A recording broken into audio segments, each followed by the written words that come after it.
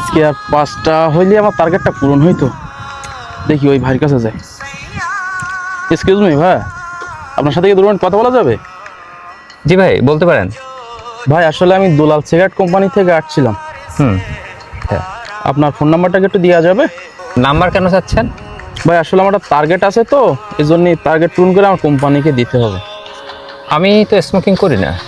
ঠিক আছে ভাই, তাহলে আমি একটু দোকান দিকে যাই। ঠিক আছে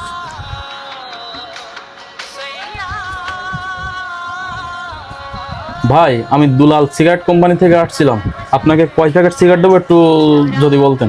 ভাই 1 প্যাকেটও লাগবে না, আপনি আসতে পারেন। কেন ভাই, মাল কি সব আছে নাই? ভাই একটাও চলবে না ভাই? দেখেন ভাই, এটা আমার ব্যবসা, আর আমি চাই না যে আমার জন্য কেউ জাহান্নামের দিকে আগাই যাক।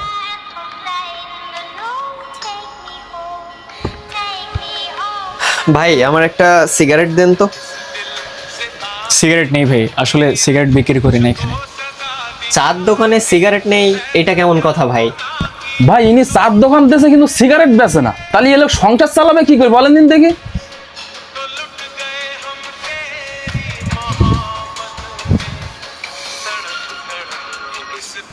ভাই শোনেন, 3 শ্রেণীর মানুষ কখনো জান্নাতে যাবে না। তাদের মধ্যে 1 শ্রেণী হচ্ছে যারা নিয়মিত মাদক দ্রব্য সেবন করে। এখন বলেন ভাই, জেনে শুনে কি আমার এই কাজ করা উচিত?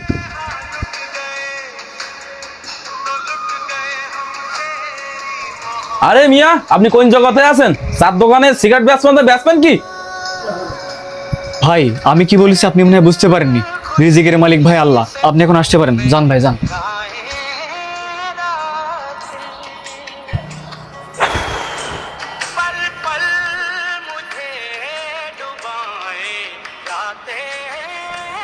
ভাই আমরা কে কখন মারা যাবো তা তো জানি না, আর জেনে শুনে যদি এরকম পাপ করি, ওই বিশাল আকাশের মালিক কি ভাই আমাদেরকে ক্ষমা করবে?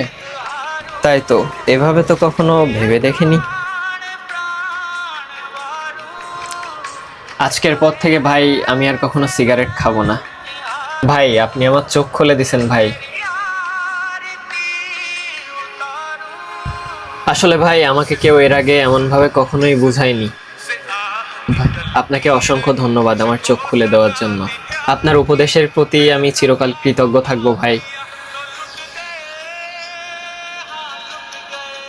হে বিশাল আকাশের মালিক, হাজারো শুকরিয়া তোমার কাছে। তুমি সবাইকে নেক হেদায়েত দান করো গো মাবুদ। ভাই আমরা যদি নিজেরা সবার জায়গা থেকে এভাবে মানুষকে সচেতন করি, তবে একদিন আমাদের এই পৃথিবী অনেক সুন্দর হবে ইনশাআল্লাহ।